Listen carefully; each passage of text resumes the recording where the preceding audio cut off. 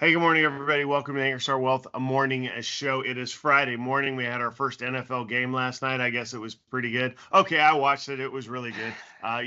There's always the joke about the NFL being scripted. If they can script his toe out of bounds by, an eighth of an inch, then that's a heck of a script, right? And then I don't know if you heard, but Mahomes saying his best advice to Isaiah Likely is to wear white cleats, because if he had white cleats on, it would have been really hard to overturn that call instead of the black cleats where it was obvious that he was out of bounds. But we got a fun show for you today. We are going to talk a little bit about football, but we're going to talk about the markets first. Very important jobs number this morning. Well, they're kind of all important when you're going right into this Fed rate cut kind of cycle that we expect. So Mike's going to talk about the jobs number from this morning and how that's affecting the markets. Then secondly, he's going to talk about kind of a fun topic with Green Bay Packers and the fact that they're owned by their fans, right? And he's repping Green Bay, or maybe he's repping a green market. That's what I hope he's repping. We shall see. So far, so good. It's trending that way. And then lastly, I will talk about how kind of fast forwarding to after the Fed goes through a Fed rate cut period, how do markets react basically for 12 months after that? And it really it's kind of insightful. It's a chart that Josh Brown from the Compound put together, and it's pretty insightful to kind of temper expectations there. Before we begin this financial education presentation, you have to do your own due diligence before acting upon anything you hear in this morning's presentation. More disclaimer information is available from AnkerstarWealth.com. The opinions expressed are Mike and mine alone. So, Mike, over to you. How's the jobs number and the market doing today? All right. Yes, the Fed. Before I share my screen, I'll just say, hey, two big numbers that always are important to the Fed is the jobs number, the unemployment rate percentage, and then obviously the inflation rate. If there's two rolled up metrics they look at, those are the two. So the jobs number was predicted to come out today. I think it was 160,000. And really the key is a 4.2% unemployment rate. And the good news or bad news, I mean, unemployment rate, we want it to be 0%, really. But I mean, there are unemployed people. They're a little bit less than expected as far as the payroll growth at 142,000, but the unemployment rate hit exactly at 4.2. Now, those of us that are mathematically inclined go, wait, if it grew less than expected, then how did the rate go down? Immediately that's what goes through my mind on the mathematics side, and I will show you why. So the key reason why, well, before we get into that, I'll show you. Here is the graph that shows the job creation from January 2022. Remember, coming out of COVID, it was spiked up. And you can see this lowering job creation. In fact, July was quite low, but we're higher than that number, but less than expected. And here is the key thing, the answer to the question: why did the unemployment go down? Because the labor force expanded. So, we'll go back into division, and the denominator of possible labor force people went up. Therefore, the actual percentage went down, and that's the old math days. But just trust us. It was what they expected. It was at 4.2%. And what I wanted to see is how the markets reacted. So at 7 o'clock this morning, before this number came out, the NASDAQ was down over 1%. The S&P was down over 0.5%. And I was like, ooh, if it comes out worse, this thing's going to sell off. But, and I figure this is a good time, is to take us right into the markets, because it's going to open in 1 minute. The pre-market shows that the Dow and the S&P are in the green, barely, and the NASDAQ is just down 0.15%. So it's going to open in just a moment. Is it 9:30 yet? I wish we could hear the bell. But I will say that these jobs numbers, they all kind of come out this week. There's a earlier report that comes out Wednesday and gives us an idea, and then there's more discussion yesterday. But then this is the official one. So it's kind of like the last one to come out. So let me go to our actual markets. I don't see the NASDAQ yet. So here it is at 9:30 and 1 second. Dow's basically zero. S&P up 0.07, and we should see this NASDAQ refresh momentarily.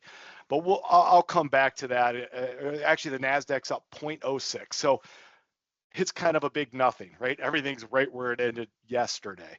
So let me get into the fun side. This is really kind of as expected, really no news here.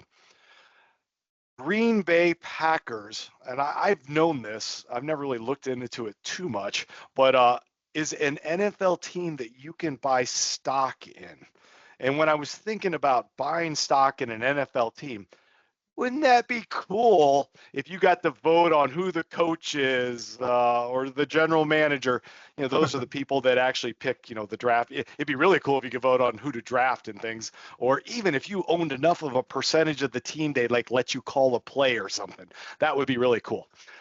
It doesn't. It's not that cool. But anyways, that'd be my idea how to do it. But the Green Bay Packers are a team that's owned by its fans. And here's how it works. And I was looking at this. There's 5.2 million outstanding shares owned by 538,000 people. And, you know, you think, well, like the Packers go up in value. Maybe they pay me some dividends. Maybe they win the Super Bowl and they do a special dividend for the shareholders. You know, that'd be nice. Okay, once again, it's not that cool.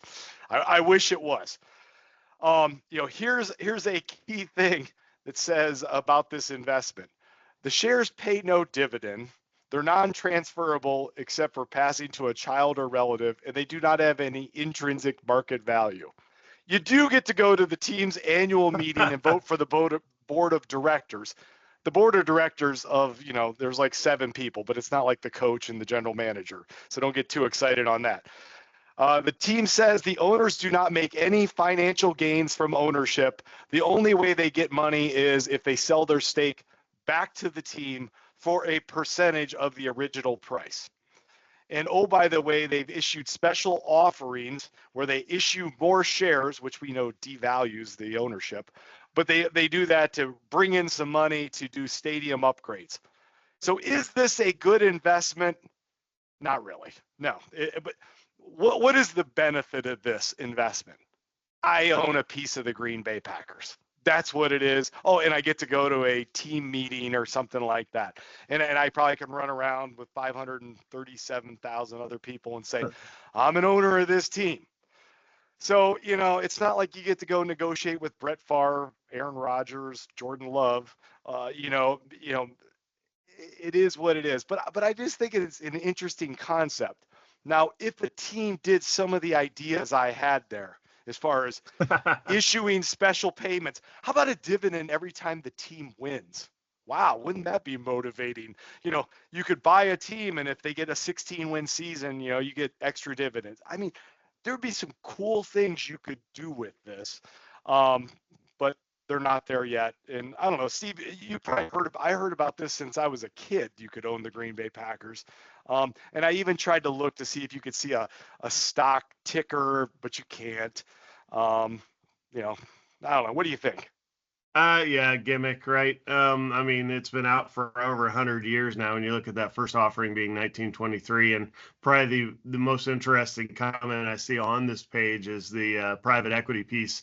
Could own up to 10%, but private equity is not interested. So you can pretty much tell that if private PE is not interested, you're not in it to make money. But certainly, hey, if this is the gimmick to get your fan base to be the most loyal out there, I think they've accomplished that objective. It's a pretty loyal crew. Yeah.